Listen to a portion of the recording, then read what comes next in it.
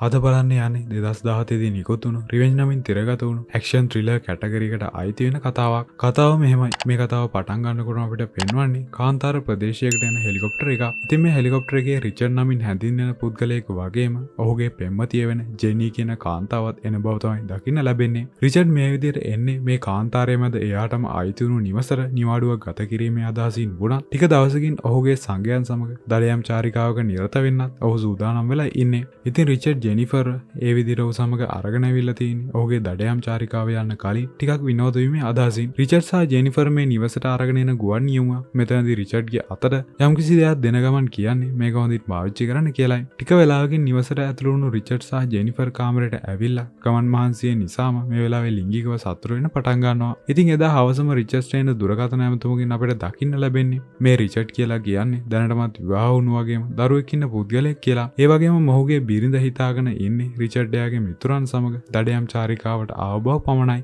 ඔන්න පහවදා උදේම ජෙනිෆර් වතුර ටිකක් ගන්න හිතාගෙන කිචන් එකට ගිහින් ඉන්න අතරේ ඇයි එකපාරටම මෙතනදී පුදුම වෙන්නේ රිචඩ්ගේ මේ දඩයම් චාරිකාවට සහභාගී වෙන යාළුවන් නියමිත වෙලාවට කලින්ම මේ නිවසට ඇවිත් බව දකිනකොට මේ වෙලාවෙම මෙතනට යන රිචඩ් ඔහුගේ යහළුවන් දකින්නවත් සමග ඔහුට තේරුම් යනවා එයාගේ මේ ජෙනිෆර් සමග රහසක්ව තියාගන්න අවශ්‍ය වුණු සම්බන්ධය එයාගේ යහළුවන් මෙතනින් දැනගත්ත බව රිචඩ් ඔවුන් සමග කතා කරලා පහවදා වෙනකම් නිවසටලා ඉන්න කියලා යෝජනා කරන අතරේ ඔහුගේ මේ යහළුවන් වෙන ස්ටෑන් සහ දිමිත්‍රි නම් ජෙනිෆර් දිහා ගොඩක් ආසාවෙන් බලන බව තමයි පේන්නේ. අඳුර වැටෙනවත් එක්කම හැමෝම එකතු වෙලා තටාකේ ළඟ සතුරු වෙමින් ඉන්න අතරේ දිමිත්‍රි නම් ඔහුගේ දුරදක්නය අරගෙන ජෙනිෆර්ගේ ඇඟ දිහා බලමින් සතුරු වෙන්න පටන් ගන්නවා වගේම ස්ටෑන් ජෙනිෆර් සමග කතා කරන්න පටන් ගන්නවා. කලින් දවසේදී පයිලට් විසින් රිචඩ්ට දුන්නු පැකට් එක දකින දිමිත්‍රි මේ තියෙන්නේ මොකක්ද කියලා අහනකොට තමයි රිචඩ් මේ හැමෝටම මේ ගැන විස්තර කරන්න පටන් ගන්නෙ. මේ තියෙන ගොඩක් බලවත් මත්ද්‍රව්‍යයක් වගේම මේ මත්ද්‍රව්‍ය ගන්න කෙනෙකුට ටික වෙලාවකින් තමන්ගේ ඇඟේ තියෙන සම්පූර්ණ දැනීම නැති වෙලා තමන් ගොඩක් බය වෙන දේවල් පේන්න පටන් ගන්නවා. ඉතින් ඒ නිසා මේ මත්ද්‍රව්‍ය කිසිම තැනකින් සොයාගන්න අමාරු දෙයක්. මේක ගොඩක් වටින නිසාම මෙතනදී මේ මත්ද්‍රව්‍ය අඩංගු පැකට් එක රිචඩ් ජෙනිෆර්ට දෙන්නේ මේක ආරක්ෂා සහිත දැනකින් තියන්න කියලායි. නමුත් මත්ද්‍රව්‍ය වලට ගොඩක් කැමති වුණ ජෙනිෆර් කරන්නේ මේ පැකට්ටුව තමන්ගේ මාලේ තියෙන ලොකට්ටුව තුළට ආරක්ෂා සහිතව දාගන්න එක. ටික වෙලාවකින් ආයමත් නිවසින් එළියට එන ජෙනිෆර් මේ පිරිමි තුන්දෙනාව සතුටු කරන අදහසින් ඔවුන් ඉදිරියට ඇවිල්ලා බොහොම සරාගේ විදිහට නටන සමත් වෙනවා වගේම ජෙනිෆර්ගේ මේ හැසිරීමට ගොඩක් කැමැත්තෙන් සහ ආසාවෙන් හිටපු ස්ටෑන් ඔන්න ඇය සමග එකතු වෙලා මෙතෙන්දී නටන්න පටන් ගන්නවා. ඉතින් පහවදා උදේම ජෙනිෆර් ඇහැරුණත් ඇයට එදා උදේ ආහාරය ගන්න වෙන්නේ ස්ටෑන් සමග ඉඳගෙනයි. මොකද ඒ වෙනකොට රිචඩ් නිවසින් එළියට ගිහින් නිසා. ඉතින් රිචඩ් නිවසේ නැති බව දන්න ස්ටෑන් මේ අවස්ථාවෙන් ප්‍රයෝජන අරගෙන මේ වෙලාවේ ජෙනිෆර් ඔහු වෙත කැමති කරගන්න උත්සාහ කරනවා. නමුත් අවාසනාවන්ත විදියට ස්ටෑන්ව නොසලකන ජෙනිෆර් ඉක්මනින්ම මෙතනින් නැගිටලා ඇයගේ කාමරයට ගියා. ජෙනිෆර් කොහොම හරි කැමති කරගන්න අවශ්‍ය වුණ ස්ටෑන් ඇයගේ කාමරයට ගියා. ඇයි ස්ටෑන් මේ කරන දේට අකමැති බව කියනවා. නමුත් ස්ටෑන් මේ වෙලාවේ ජෙනිෆර්ගෙන් අහනවා ඇයිවා මාව මගහරින්නේ කියලා. ඉතින් මේකට පිළිතුර විදියට ඇය ඔහු ඇය කැමති වර්ගයේ කෙනෙක් නොවන බව කීවත් ස්ටෑන් මේ වෙලාවේ ජෙනිෆර්ව ලබා ගන්න අදහසින් මත් වෙලා ඉන්න නිසා ඔහු ටිකෙන් ටික ඇයට ඔහු සමග ලිංගිකව එකතු වෙන්න පළ කරන්න පටන් ගන්නවා. නමුත් ඇය දිගින් දිගටම මේක ප්‍රතික්ෂේප කරන අතරේ මේ සිදුවීම අහඹු ලෙස දිමිත්‍රිට දකින්න ලැබුණා. මෙතන දිමිත්‍රි මේ වෙනුවෙන් කිසිම දෙයක් කරන බවක් නම් පේන්නේ නැහැ. ඉතින් ස්ටෑන්ට ජෙනිෆර් සමග ඕනම දෙයක් කරන්න දීලා දිමිත්‍රි කාමරේ ළඟින් එළියට යනවා සමගම තමයි ජෙනිෆර් ගොඩක් වේදනාවෙන් කෑ ගහන බව ඔහුට අහන්න ලැබෙන්නේ. නමුත් මේ ශබ්දය ගණන්ව ගන්න දිමිත්‍රි සාලේට ඇවිල්ලා ටීවී එකේ ශබ්දය වැඩි කරලා මේ කෑ ගැසීම නොඇසෙන විදිහට ඉන්න පටන් ගන්නවා. පැය කිහිපයකට පස්සේ රිචඩ් නැවතත් නිවසට එනවා. නමුත් ඔහුගේ යහළුවන් බොහොම අමුතු විදිහට නිශ්ශබ්ද වෙලා ඉන්න බව දකින රිචඩ් මේකට හේතුව අහනකොට තමයි ඔහුට දැනගන්න ලැබෙන්නේ ජෙනිෆර් සමග පුංචි ප්‍රශ්නයක් ඇති වුණු බව. ඉතින් ඉක්මනටම ජෙනිෆර් ළඟට ගිය රිචඩ්ට ඇය කාමරයට වෙලා බයෙන් හඬමින් ඉන්න බව දකින්න ලැබෙනවා වගේම ඇයට කතා කරන රිචඩ්ට අහන්න ලැබෙන්නේ ජෙනිෆර්ට මේ නිවසින් ඉක්මනටම පිට වෙලා යන අවශ්‍ය බව වගේම ඉක්මනටම හෙලිකොප්ටර් එක ගෙන්වන්න කියලා. මෙතනදී අයට වෙලා තියෙන දේ තේරුණ රිචඩ් එළියට ගෙහෙල්ලා ඔහුගේ යාළුවන්ට හොඳටම බැනවදින්න පටන් ගන්නවා. ඉතින් මේ විදිහට ටික වෙලාවකින් ආයමත් ඇහැරෙනකොට රිචඩ් ඇය ළඟ හිටියත් ඇය මේ වෙලාවෙත් කියන්නේ හෙලිකොප්ටර් එක ගෙන්වන්න ඇයට මෙහෙන් පිට වෙන්න ඕන කියලා. නමුත් රිචඩ් කියන විදිහට ඔහුගේ යාළුවන් ඇවිල්ලා ඇයගෙන් මේ වරදට සමාව ගන්නවා වගේම රිචඩ් ඇය වෙනුවෙන් තරමක විශාල මුදලක් දීලා මේ හැමදේම අමතක කරලා දාන්න කියලා කියනවා. නමුත් ජෙන් මේ වැඩේට අකමැති නිසා ඇය නගිටලා රිචඩ්ට මෙතනින් තර්ජනය කරන්න පටන් ගන්නවා. ඔහු සහ ජේන්ගේ සම්බන්ධය ගැන. ඔහු දැම්ම චොපර් එක ගෙන්නුවේ නැත්තම් ඇයගේ බිරිඳට කියන බවට. නමුත් හොඳටම තරහා ගිය රිචඩ් ජෙන්ට පහර දීලා ඇයව බය කරන්න හැදුවත් ටික වෙලාවකින් ස්ටෑන්ට් සහ දිමිත්‍රියට දකින්න ලැබෙන්නේ ජෙන් මේ නිවසින් පැනලා යනවා වගේම රිචඩ් ඇය පස්සෙන් පන්නන බව. ඉක්මනටම යහළුවගේ උදව්වට එකතු වුණු ස්ටෑන් සහ දිමිත්‍රි රිචඩ් සමග ජෙන් පස්සෙන් පන්නගෙන යන පටන් ගන්නවා. නමුත් ටිකෙන් ටික ජෙන් දුවගෙන ඇවිල්ලා තියෙන්නේ විශාල ප්‍රපාතයක් තියෙන තැනකට. අවසන්දී ජෙන් මේ යහළුවෝ තුන්දෙනා විසින් මෙතනදී කොටු කරගන්න සමත් වුණා. ජෙන් මෙතනින් පහළට පණී කියන බය නිසා රිචඩ් ඉක්මනටම හෙලිකොප්ටර් එකට කතා කරලා ඔහුව ගෙන්වන්න ඇමතුමක් දෙනවා. මේ ඇමතුම නිසා ඇයට ඉක්මනටම නිවසට යන්න පුළුවන් බව තේරුණ ජෙන් රිචඩ්ව විශ්වාස කරලා සංසුන් වුණා. එකපාරටම රිචඩ් මේ ජෙන්ව ප්‍රපාතයෙන් පහළට තල්ලු කරන්නේ ඔහුගේ යහළුවන්වත් පුදුම කරමින්. ඉතින් මේ විදිහට පහළට වැටුණ ජෙන් දිරුණු ගහක අත්තක් මතට වැටෙන නිසා මේ අතු කැබැල්ල ඇගේ බඩ හරහා ඇනිලා ඇය මෙතනම මැරෙන බව තමයි රිචඩ් ඇතුළු යාළුවෝ දෙන්නට දකින්න ලැබෙන්නේ. රිචඩ් කියන විදිහට මේ ජෙන්ව ඔවුන් ආයමත් අතෑරියෝ දූෂණය කිරීමේ වරදට ඔවුන්ට අවුරුදු 15ක සිරදඬුවමක් ලැබෙනවා සහ ඔහුගේ බිරිඳ මේ සිදුවීම දැනගත්තොත් ඔහුගේ පවුල පවා විනාශ වෙන නිසා ජෙන්ව මරලා දාලා අතුරුදහන් කරන එක තමයි ඔවුන්ට මේ වෙලාවේ තියෙන හොඳම විකල්පය කියලා. ඉතින් ඉක්මනටම නිවසට ගිය රිචඩ් සහ යාළුවෝ ජෙන්ට අයිති වුණ හැම දෙයක්ම පුච්චලා විනාශ කරලා දාන්න පටන් ගන්නවා. මේ විදිහට ඔවුන්ගේ දඩයම් ආයුධ සූදානම් කරගන්න තුන්දෙනාම දැන් යන්න සූදානම් වෙන්නේ ජෙන්ගේ මිනිහ ඉවත් කරලා විනාශ කරලා කිසිම දෙයක් නොවුන විදිහට ඔවුන්ගේ චාරිකාව පටන් ගන්න. නමුත් මේ අතරේ තවත් පැත්තක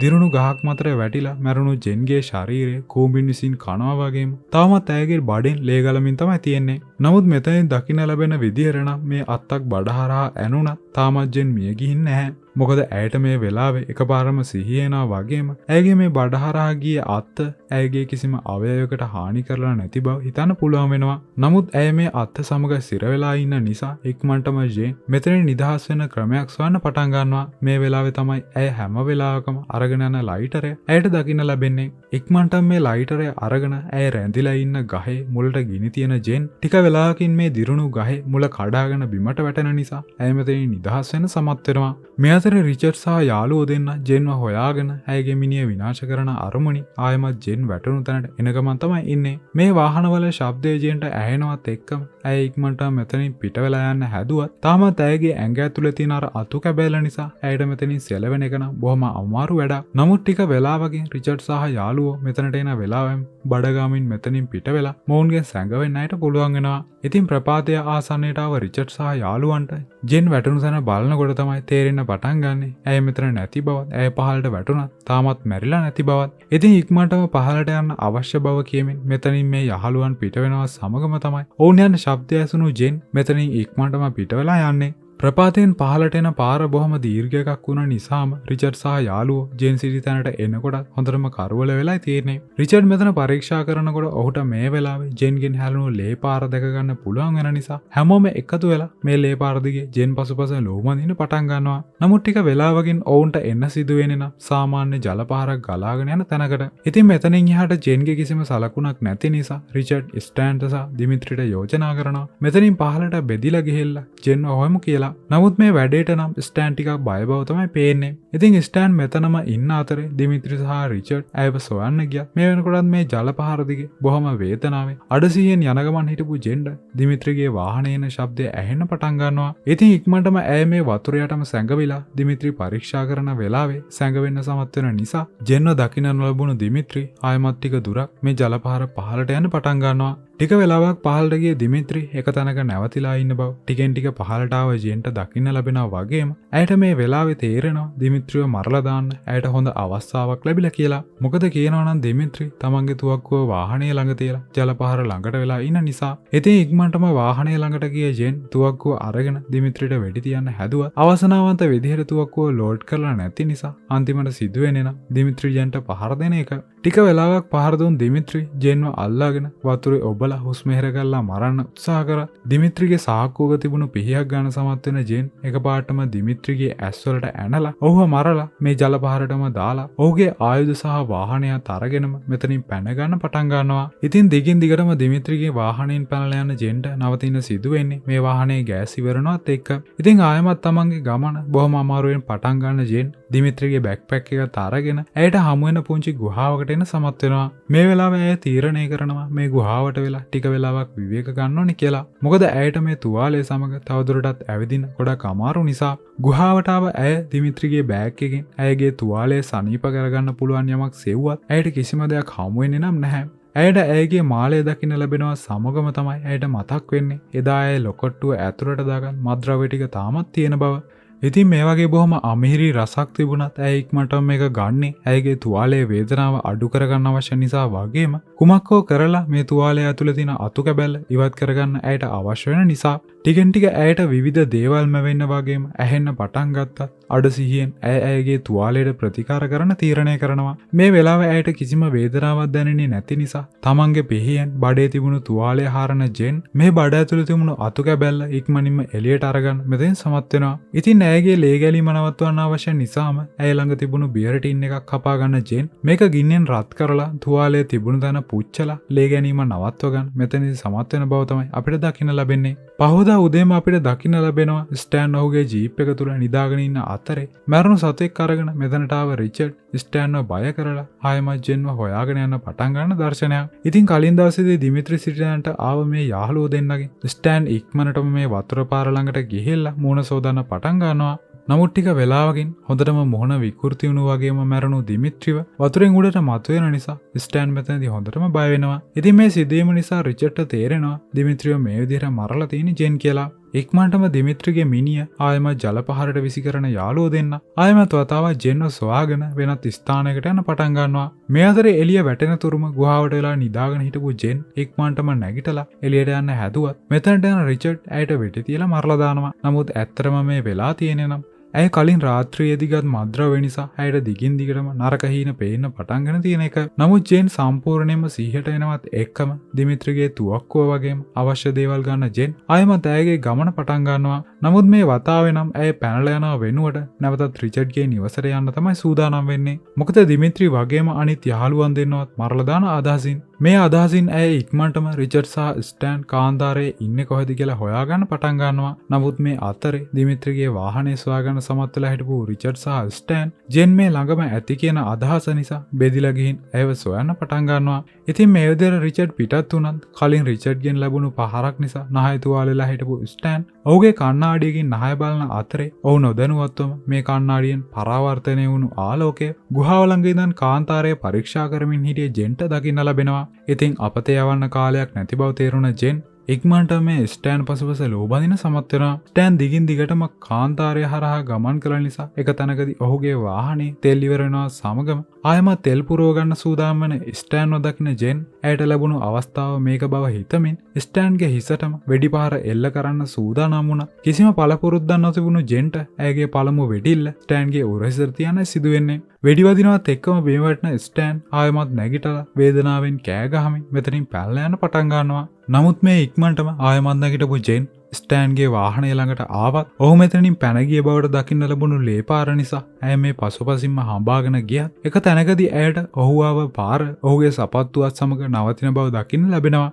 නමුත් ටිකෙන් ටික ඉදිරියට යන ජෙන්ව මේ වෙලාවේ වෙඩිවැදුණු ස්ටෑන් ඇයට පසුපසින් ඉඳගෙන ඇයට ඉලක්ක කරමින් සිටියත් ඔහුගේ උරහිස තුවාල වුණු නිසා ඔහුට හරියට ඉලක්කය ගන්න නම් අපහසු බව තමයි පේන්නේ. බොහොම අමාරුවෙන් ඉලක්කය ගත් ස්ටෑන් ජේන්ට වෙඩි තිබ්බත් මේ වෙඩිල්ල වදින්නේ ජේන්ගේ කනට නිසා ඇයගේ වාසනාවට ඇයට මේ වෙඩි බහරින් බේරෙන්න පුළුවන් වෙනවා. ඉක්මනින්ම ක්‍රියාත්මක කරන ජෙන් ස්ටෑන් දිගින් දිගටම වෙඩි තියන අතරේ ස්ටෑන්ගෙන් බේරිලා දුවන්න පටන් ගන්නවා. නමුත් ඇය ළඟ තිබුණු ටෝච් එක ගලක ගහලා වීදුරු කිහිපයක් බිම දාන්න සමත් වෙනවත් එක්කම තමයි පසුපසින් එන ස්ටෑන්ගේ කකුල මේ වීදුරු වලට කැපිලා ඔහුට හොඳටම තුවාල වෙන්නේ. ඉතින් මේ ඇනුණු වීදුරු එකින් එක ඉක්මනටම බොහොම වේදනාවෙන් ඉවත් කරගන්න සමත් වෙන ස්ටෑන් තවදුරටත් ඔහුට ඇවිද ගන්න බැරි නිසා ආයමත් ඔහුගේ වාහනය ළඟට යන්නේ වාහනයේ ජෙන්ව ලෝබදිනවා කියන අදහසින්. නමුත් ස්ටෑන්ට බොහොම වේදනාකාරී විදිහට තුවාල වෙලා තිබුණා ජේන් සමග තිබුණු තරහ නිසාම ඔහු මේ වාහනයෙන් ජෙන් පස්සෙන් පන්නන්න පටන් ගන්නවා. ටික දුරක් යනකොට පාරමැදින්න ජෙන්ව දකින ස්ටෑන් ඇයව මරණ අදහසින් වේගෙන් වාහනය අරගෙන ගියා. බොහොම ඉවසීමෙන් ළඟට එන තෙක් හිටපු ජෙන් එක පහරකින්ම ස්ටෑන්ව මෙතනම මරලා දාන්න සමත් වෙනවා. ඔන්න මේ විදිහට ජෙන් ඉක්මනින්ම ස්ටෑන්ගේ වාහනය අරගෙන රිචඩ්ව හොයාගෙන යන්න සූදානම් වුණත් තවත් පැත්තක ආයමත් දිමිත්‍රිගේ වාහනය ළඟට ඇවිත් හිටපු රිචඩ් ස්ටෑන්ට කතා කළත් කිසිම ප්‍රතිචාරයක් නැහැ වගේම ජෙන්ගේත් කිසිම හෝඩුවක් ඔහුට සොයාගන්න නොලැබුණු නිසා රිචඩ් තීරණය කරනවා ආයමත් ඔහුගේ නිවසට යන්න. ටික වෙලාවකින් නිවසට යන රිචඩ් කම්බඩේට පත් වෙලා කල්පනා කරන්න පටන් ගන්නවා. තාමත් ස්ටෑන් ආපහු ඇවිල්ලා නැත්තේ අනිවාර්යයෙන්ම ජෙන් විසින් ඔහුව මරා දාලා ඇති කියලා. ඉතින් ඉක්මනටම මේ කාන්තාරය අතෑරලා දාලා මෙහෙන් පැන ගන්න තීරණය කරන රිචඩ් හෙලිකොප්ටරයකට කතා කරලා පිරිසිදු වෙන්න බාත්රූම් එකට ගියා. ටික වෙලාවකින් ඔහුට ඇහෙන අමුතු සද්දයක් නිසා නිරුවතින්ම ඔහුගේ තුවක්කුව තරගෙන මුළු නිවසම සෝදිස්සි කරන්නේ ජෙන් ඔහුව මරන්න ඇවිත් බව හිතන ගමන්. නමුත් කවුරුත් නැහැ කියලා තීරුණ රිචඩ් සෝෆා උඩට වෙලා කල්පනා කරන අතරේ එකපාරටම ඔහු ඉදිරියට ජෙන් එනවත් සමගම තමයි රිචඩ්ගේ බඩට වෙඩි කිහිපයක්ම එල්ල කරන්න ජෙන් මෙතෙන් සමත් වෙන්නේ. නමුත් ජීවිතය අතාරින්න සූදානම් නැති රිචඩ් ඉක්මනටම ජෙන් වෙත වෙඩි පහර කිහිපයක් එල්ල කරමින් හැංගෙන සමත් වෙන නිසා ජෙන්ට සිදු වෙනවා ඔහුව හොයාගෙන නිවස ඇතුළට යන්න. ටිකෙන් ටික නිවස ඇතුළට යනකොට රිචඩ් ජෙන් එනකම් එක තැනකට වෙලා රැකගෙන බලාගෙන ඉන්නවා. නමුත් ජෙනිෆර් මෙතනට එන වෙලාවේ ඇයට බිම දිගේ ගලාගෙන යන ලේ පාරක් දකින්න ලැබෙනවත් එක්කම තමයි රිචඩ් අය බලාපොරොත්තු මේ තැන සැඟවිලා ඉන්න බව දැනගන්නේ. ඉතින් ඉක්මනටම වෙනත් මාර්ගයක් හොයාගෙන ජෙන් මෙතනින් ඉවත් වුණා. ටිකෙන් ටික දුර්වල වෙමින් හිටපු රිචඩ් කෑම ඔතන කොලයකින් තමන්ගේ බඩ ඔතාගන්නේ ඔහුගේ තුවාලෙන් ලේ ගැලීම නවත්වන අදහසින්. නමුත් මේ වෙලාවෙම නිවස පිටුපසින් ආව ජෙනිෆර් රිචඩ්ට දිගින් දිගටම වෙඩි තියන පටන් ගන්නවා. ඉතින් රිචඩ් ඉක්මනටම දුවන්න පටන් ගත්තා. ඔහුගේ පසුපසින් ලෝබඳින ජෙන් එක තැනකදී බිම පැතිරිලා තියෙන ලේ ගොඩක් නිසා ඇයව ඇදගෙන වැටෙනවා වගේම ඇයගේ තුවක්කුව ඇය අතින් ගිලිහෙනවා. ඔන්න මේ වෙලාවේ අවස්ථාවක් කරගන්න රිචඩ් එකපාරටම ජෙන්ට පහර දීලා ඇයගේ හුස්ම හිර කරලා මරලා දාන්න සූදානම් වෙනවා. නමුත් රිචඩ්ගේ බඩේ තිබුණු තුවාලය මතක් වෙන ජෙන් ඔහුගේ තුවාලයට පහර දීලා රිචඩ්ව බිම දාලා ඔහුගෙන් ගැලවෙන්න වගේම බෙවැඩුණු රයිෆලය ගන්න ජෙනිෆර් තමන්ගේ අවසාන ගොදුර දඩයම් කරන්න මෙතෙන් සමත් වෙනවා. ඉතින් මේ විදිහට ඇයගේ පලිගැනීම අවසන් වෙනවා සමග එළියට එන ජෙනිෆර්ට හෙලිකොප්ටර් ශබ්දය ඇහෙන නිසා ඔන්න මේ කතාවත් මෙතනින් ඉවර වෙනවා.